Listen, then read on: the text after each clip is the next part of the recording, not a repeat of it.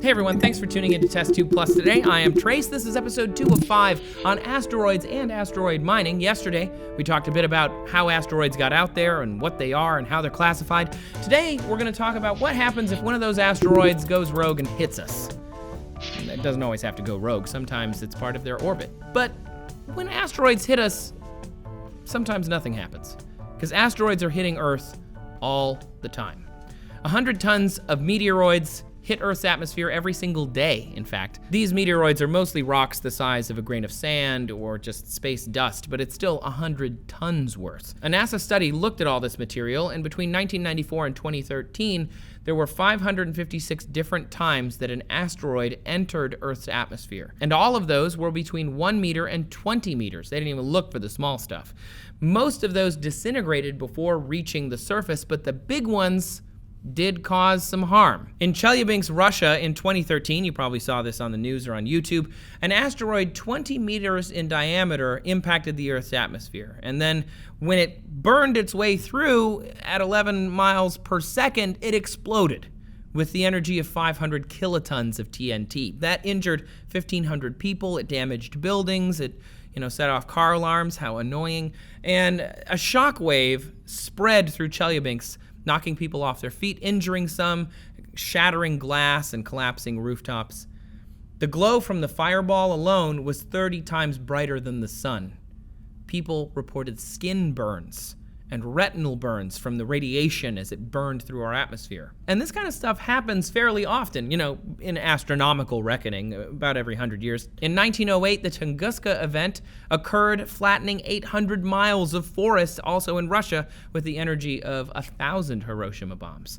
Between 2000 and 2013, 26 different explosions the size of a nuclear bomb were caused by asteroids. Data collected from the Nuclear Missile Detection System found all of these different explosions, and NASA compiled all this data, showing that this happened 3 to 10 times more often than they had previously thought. That's a pretty big deal. Again, though, these are not impacts. They are explosions in our atmosphere that before we didn't even know were happening.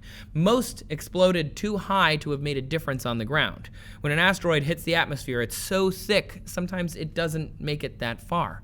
That's what a shooting star is just an asteroid or a meteoroid hitting our atmosphere. Our atmosphere is super important, and not just for, breathing. The biggest hit ever discovered was last year in Australia. An impact crater 250 miles across was identified, and scientists are still unsure exactly when it happened, but probably like 300 million years ago. Giant impact events like these happen often enough that astronomers are excited, but not often enough that you should be worried. For example, every 100 million years is an impact that would, say, kill all the dinosaurs on the planet. Every 500,000 years, an impact would happen that would destroy all civilization. Every 300 years, a large one that can do serious damage to our planet, like Tunguska. So we've got a while before we have to worry about it. 65 million years ago, that dinosaur one happened, so we've got a few million left.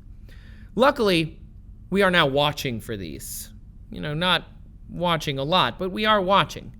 Near-Earth asteroids are being looked at constantly by space agencies, but also by amateur astronomers. One study showed that for every 1,000 asteroids in our solar system, there is one that has an orbit that crosses Earth's orbit.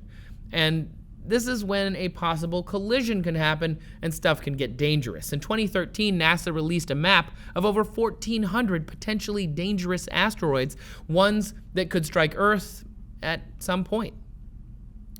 A dangerous asteroid is classified as one over 140 meters in diameter that will pass within 7.5 million kilometers of Earth's orbit.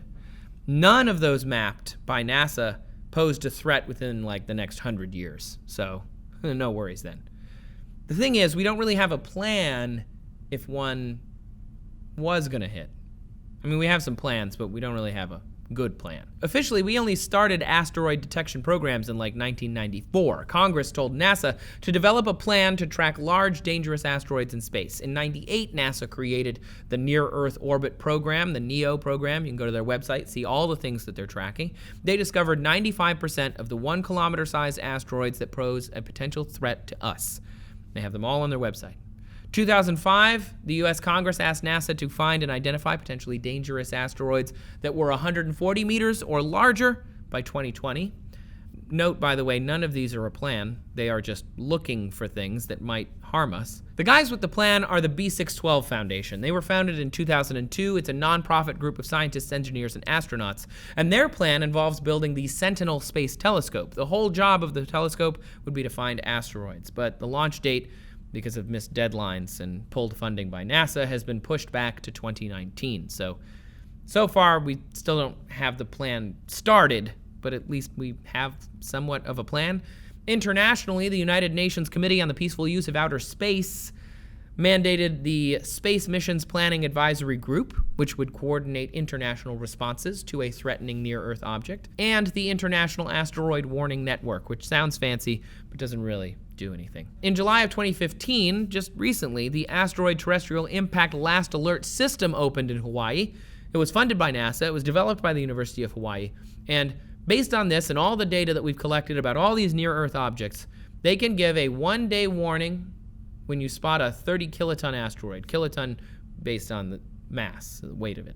1 week for a 5-megaton asteroid, or 3 weeks for a 100-megaton asteroid. By comparison, the asteroid that hit Russia was 13 kilotons. So the Asteroid Terrestrial Impact Last Alert System wouldn't have been able to spot it. That kind of sucks. We got lucky. No one knew it was coming. But even after that, all of that stuff, there's still no friggin' plan. There are different proposed ideas of what to do, but no one's really tested them yet. One of the ideas, and one of the more popular ones, is to just nudge the asteroid out of the way. Unlike the movie Armageddon, which, by the way, would not work. You can't blow it in half and have it fly around us at the last minute. You'd have to move it way before it gets here, and nudging the asteroid is one way to do that. They launch a robotic probe, they would meet the asteroid with the hopes of altering the course, and this is being put into practice by a US-European team. They're going to send a small spacecraft to crash into a non-threatening asteroid in 2020 with impact in 2022 to see if this would work. They could also send an object that would pull the asteroid out of our trajectory. This is called a gravity tractor. Essentially, they just park a spacecraft off to the side of an asteroid, and the gravity of the spacecraft alone would cause it to move really, really small amounts. But that really small amount, if they got to it soon enough, would mean that it would miss us.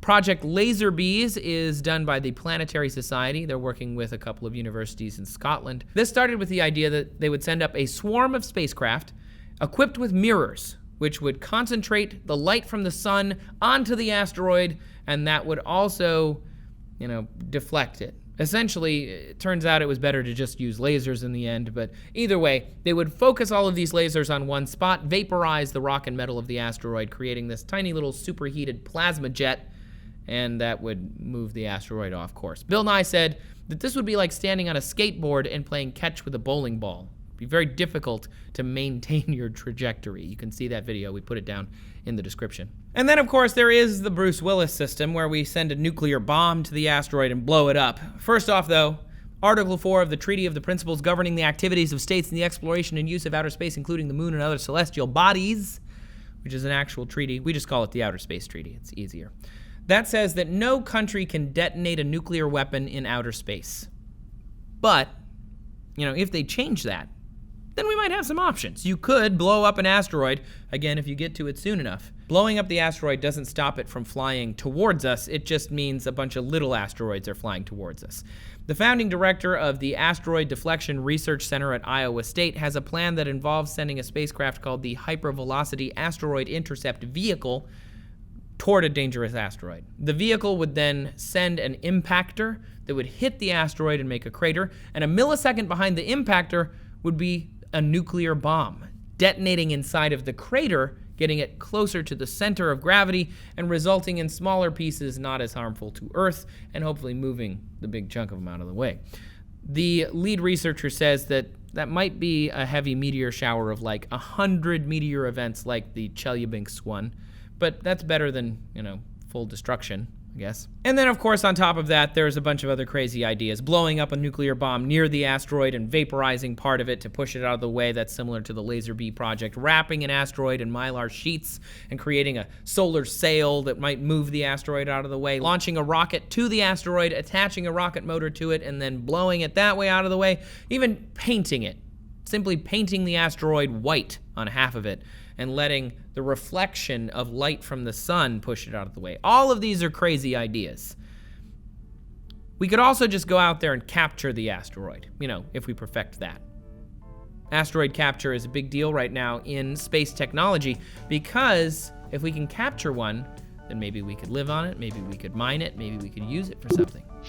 But for more on that, you have to come back tomorrow. So thanks for watching Test Tube Plus today. Let us know if you have any ideas on how we could deflect an asteroid down in the comments. Make sure you come find me on Twitter. I'm at Trace Dominguez. You can find the show at Test Tube. Make sure you subscribe so you get all 5 of our videos in this series and all of our future series. And thanks for watching.